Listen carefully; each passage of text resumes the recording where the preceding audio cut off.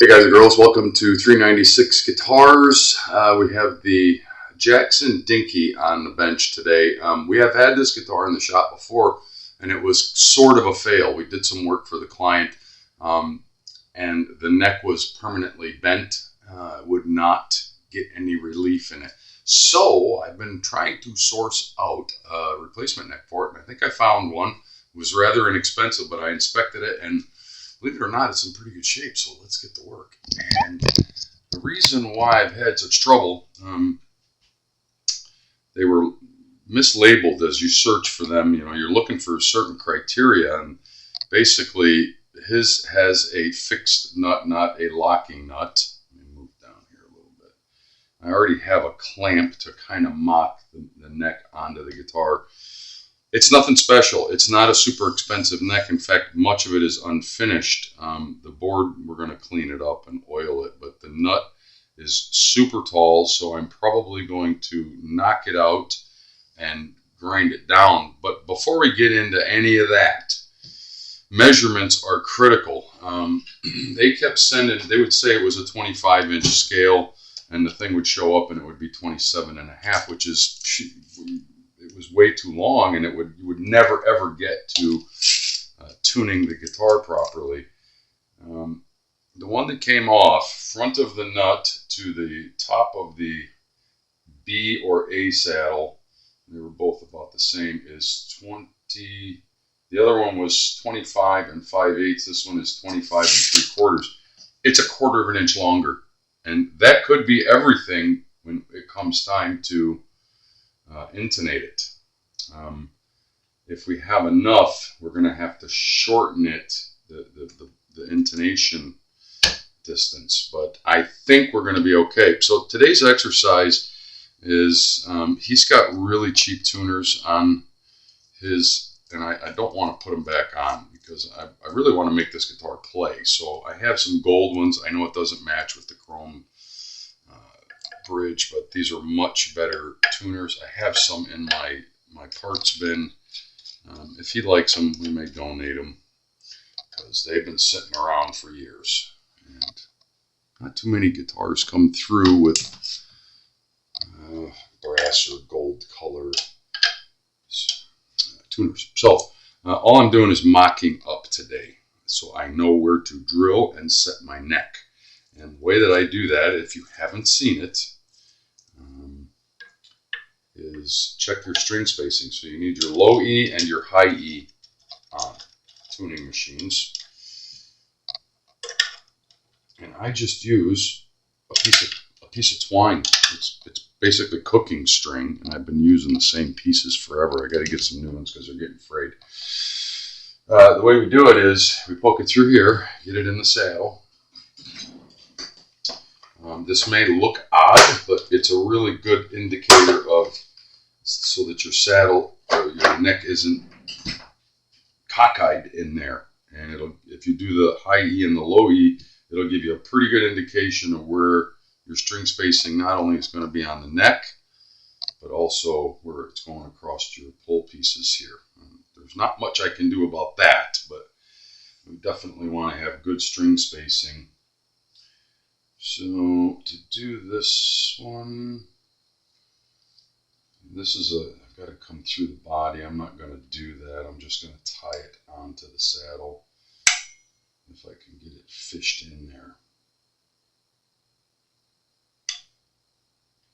If I can get it fished through there with my fishing string.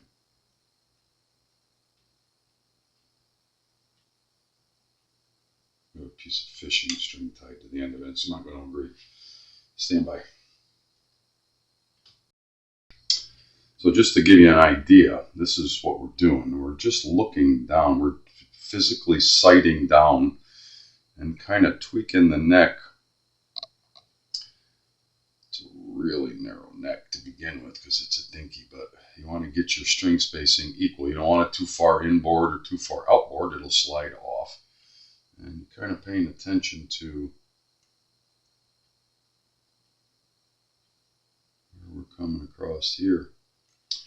If I put the neck right in the pocket tight against here, It's loose over here.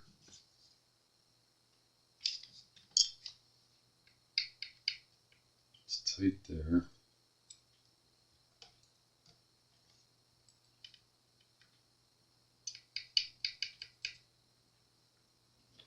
It actually fits in there pretty good. But I think it wants to be tilted just slightly that way to get it to where the string spacing is better. I like that better. That's where we're gonna leave it. Now we have to crank it down a little bit without moving the neck to hold it in place, because I had it kind of loose.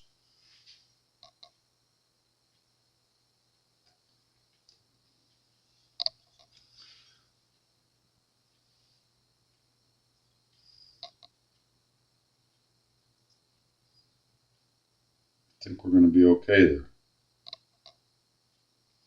Of course, you know, regular strings are way smaller than these, so I think we're going to be okay there.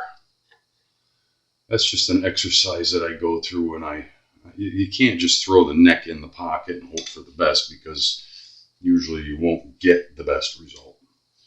If you take the time and at least look at it and get an idea where your string spacing is, you should be close. And then if you have to tweak the neck a little bit once it's drilled and set in there, okay, yeah, sometimes you have to do that. You loosen the bolts and kind of push on it one way or the other until you know, but this is a good start. And where do we go from here? Well, we are going to make some marks in the back of the neck. We are going to boldly go where no drill has gone before. And all we're doing is making marks. We're not drilling yet.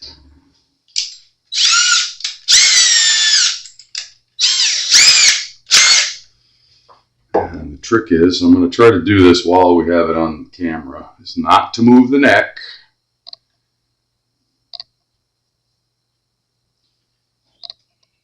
And hopefully this clamp isn't in the way too much. It is, so we can't use that. What we can do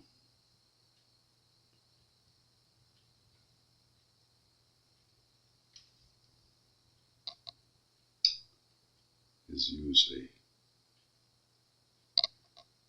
hopefully this will make a mark. It's just a pick, a pointy pick.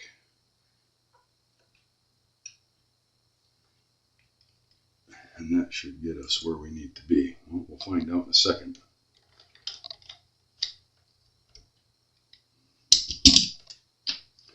Did our marks transfer? Yes, they did, very nicely. Now it's just a matter of basically a leap of faith to drill. And to do that, we have to guesstimate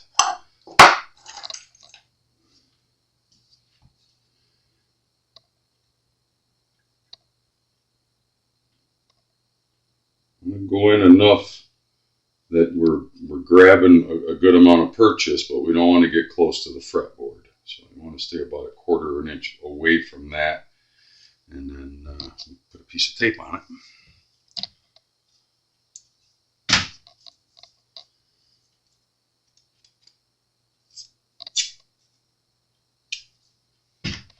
So I'm gonna say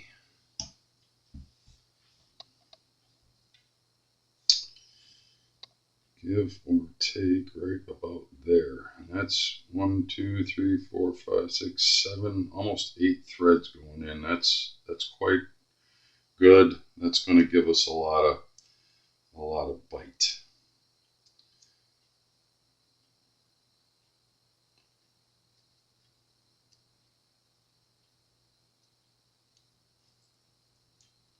Hopefully. Check your work, make sure you didn't move your tape, and that's it. Now we got to know which size drill bit to use. pretty sure it's this guy. Yeah, tedious, tedious, tedious. That looks a little big. Wonder, wonder, wonder, wonder, wonder.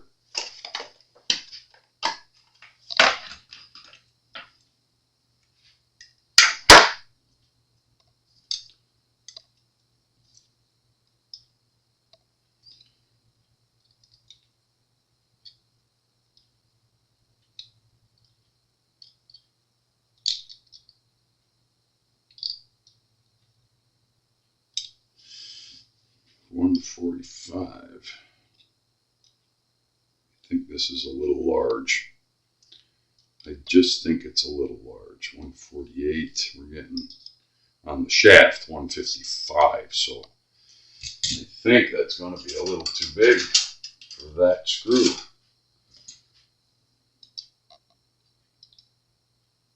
$138, $139.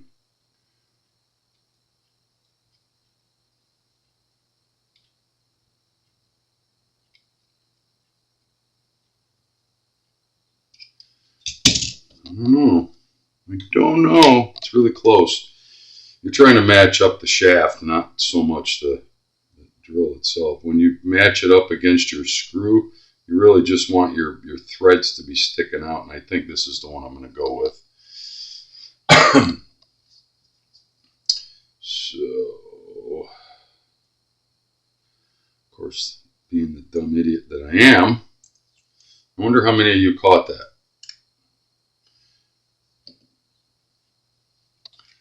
Put the tape on the screw. What's the matter with you?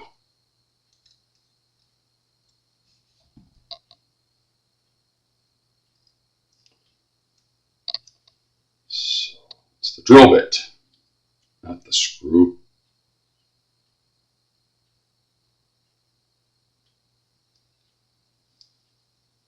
Now we're cooking with gas.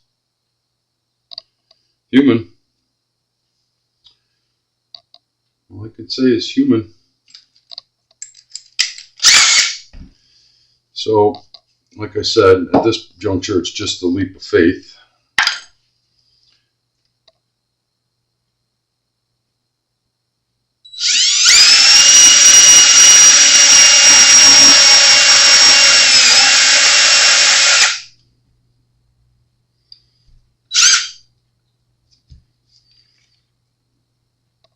Oh yeah, we're good.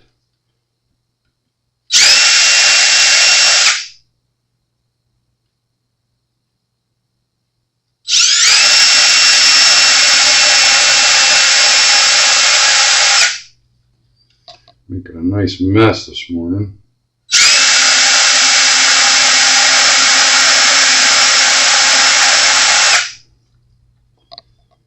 And then we're going to test fit our bolts.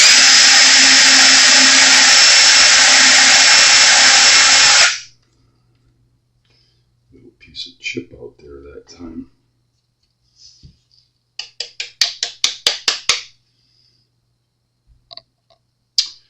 And we're going to test our bolts. Let's see, are we going to be happy with that, or are we going to have to go to the next size? Oh, beautiful. Oh yeah, that's going to pull up really nicely. So I'm going to pre-tap the holes with the bolt, or screw as it were, just so that when we get it on there and we're holding it, we don't have a third hand to grab a hold. It'll go in pretty easy. Not easy, but not overly snug. Yeah, it's going to be perfect.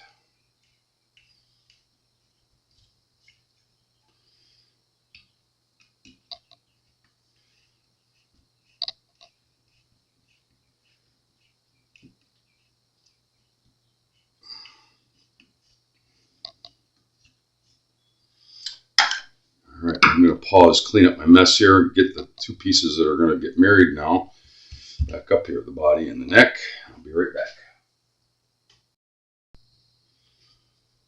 So basically we're screwing the neck back on and it's accepting nicely. The screws are not too snug and they're not too loose. They got to be just right. I think we got it exactly right. This one's a little snugger. A little more snug. Let's see what this one feels like. Oh, I like it. It's getting good purchase. It's going to pull up nice and snug.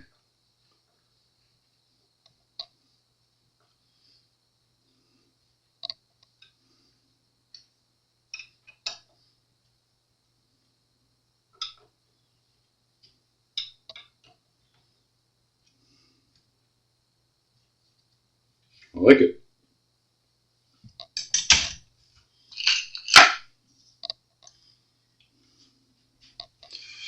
All we got to do is hope. So, yeah, it's got a reverse headstock on it. Kind of strange. That was why we had so much trouble sourcing this out. The regular ones, yeah, they're a dime a dozen, but to get the reverse headstock, that's what made it difficult. I think this is the third one. And I never even got to where I was comfortable enough to even set and drill the other ones in because, well, you can't return them. I was just taking measurements and realizing, no. Okay, these tuners won't work in here. Okay. I was trying to do my good deed. Stand by while I get the other tuners off. So we're pretty much at a dead standstill here. The tuners that I wanted to put on and then get to stringing it up are 3+3. And this is an inline 6. Too bad because they're nice tuners. So I'm going to have to stop there for today. There really isn't anything else to do. I did fix the nut and mocked up a couple of strings just to get in there, but I had to take the nut out, clean up the channel, and kind of grind the nut down because I could tell it was excessively high to begin with. So once I string it, I took a bunch of material off the bottom and then reset the nut. So I'm ahead of the game there, behind the game there, and we know the string spacing is going to be good. And we know the electronics work because we did that originally. So unfortunately, we're going to have to stop there for today. It happens. Held up with parts, and I thought I had more tuners in my parts bin, but I don't. So it's Blackjack with 396 Guitars. We'll be back with this guitar soon. Remember, if you dig what I'm doing, like and subscribe.